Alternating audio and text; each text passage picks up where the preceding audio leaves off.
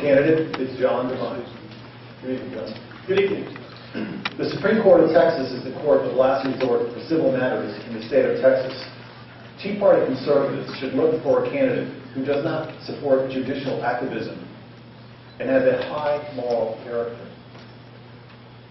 Our two candidates tonight are John Devine and David Medina. John, supporters of your opponent have accused you of running for office just to have a job and because you thought you could beat a Hispanic name. Is there any merit to those claims, and why did you choose to run against David Medina?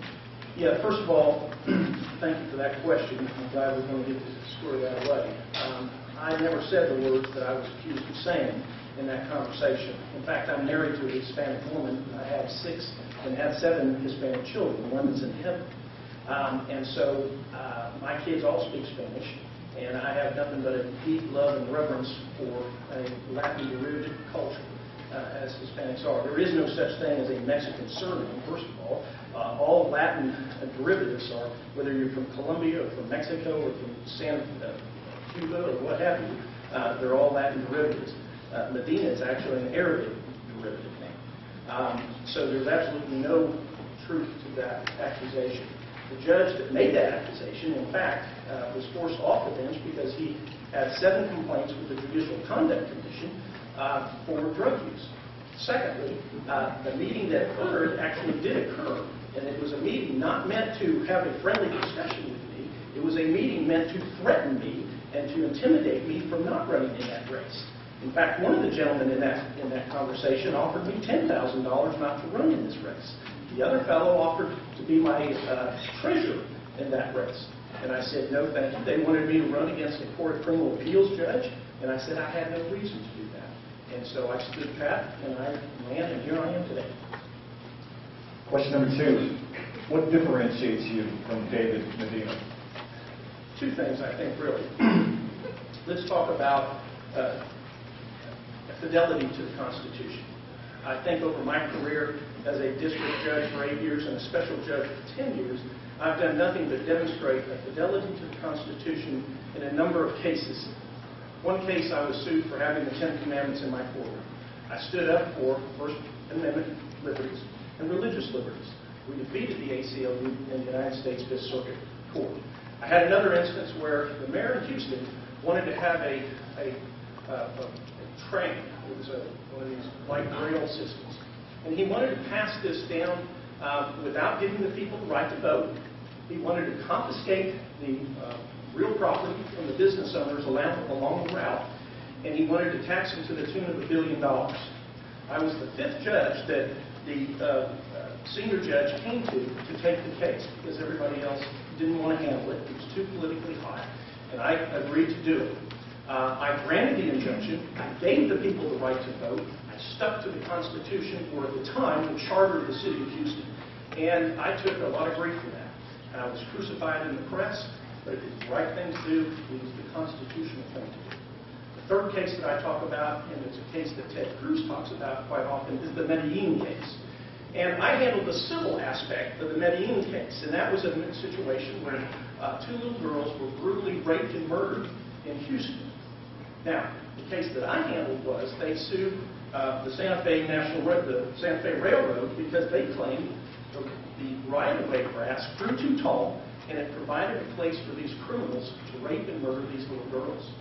I granted a summary judgment and I threw it out and I let the Court of Appeals handle it and I was affirmed. The second part of that case was a case involving the 7-Eleven down the road. And in that case, they said, look, we found beer bottles near the campsite where these boys raped and murdered these girls. So therefore, that beer must have played some part in the rape and murder of these little girls. I granted a summary judgment and threw it out as a frivolous lawsuit. So, and as a district judge, having tried over 350 cases in my career, I took great pride in making sure that justice was always served and that the interests of the people always came first, and that I had a fidelity for the state and U.S. Constitution at all times. Questions from the audience? No. Thank you very much. Medina, according to public records, you have been indicted by a grand jury been arrested for DWI, and misused campaign funds. These are not traits one would hope to see in a Supreme Court judge. Is there anything to say in your defense on these charges? Absolutely. Thank you for asking that. Thank you for being here.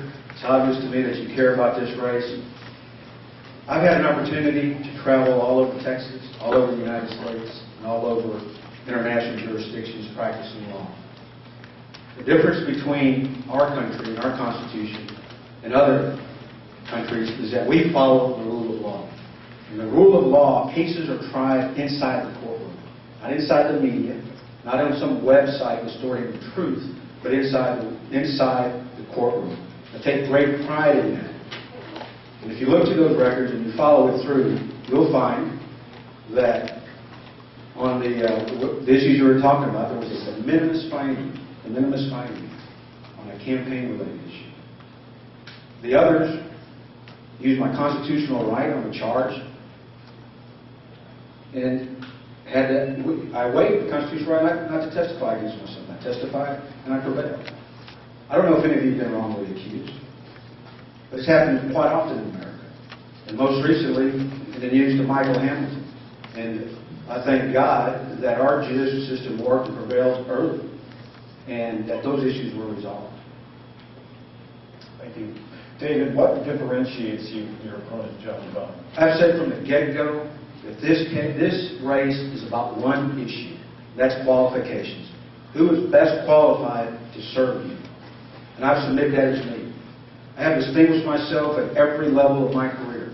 From high school, honors graduate. College, honors graduate. Law school, honors graduate, while working full-time to support my family. Was hired directly out of law school for the company that I was working for, one of the largest companies in the world at that time. Had litigation all over the United States, all over Texas. Did extremely well there. Rose up very, very quickly. Was appointed then by Governor Bush. Reviewed my credentials, appointed me to be a state district judge. During my first year there, my first full year there, I tried more cases than any other judge in Harris County. I was subsequently elected to a full term. About halfway through that term, I got a call back from the same company that I used to work for, the same general counsel, to come back and head the litigation section on what my boss deemed bet the company cases, where I handled complex litigation, complex transactions, just like the Supreme Court does. That practice took me to the United States Supreme Court, where we prevailed on a significant case involving punitive damages. I thought my career would be there for the rest of my years as a lawyer. Got a call from Governor Perry. And as I heard Barry Smithman say at another rally we had in Midland, when the governor calls, you answer. So it's an honor to serve Governor Perry. And it was there that one of my jobs was to interview candidates for the prestigious positions of the Texas Supreme Court. I cherished that opportunity. And it was during that process the governor appointed me to this position. And more significantly, the lawyers that know us best, the lawyers from Harris County, from the Houston Bar Association, voted me overwhelmingly qualified. And if you look at that information, you'll find that those same lawyers that participated voted my opponent overwhelmingly unqualified. The lawyers that know us best in Texas, the Texas Bar Poll, rated me a 6-to-1 preference over my opponent. I'm very proud of that. If you look to the endorsements, TexansForMedina.org, every conservative group, pro-life, pro-Second Amendment, pro-property rights, every group that has looked at the candidates' qualifications has endorsed me, including elected officials that you may be familiar with. Greg Abbott. Up over here we have Paxton, Representative Paxton endorsement. We have Jody Latimer, and the list is very long.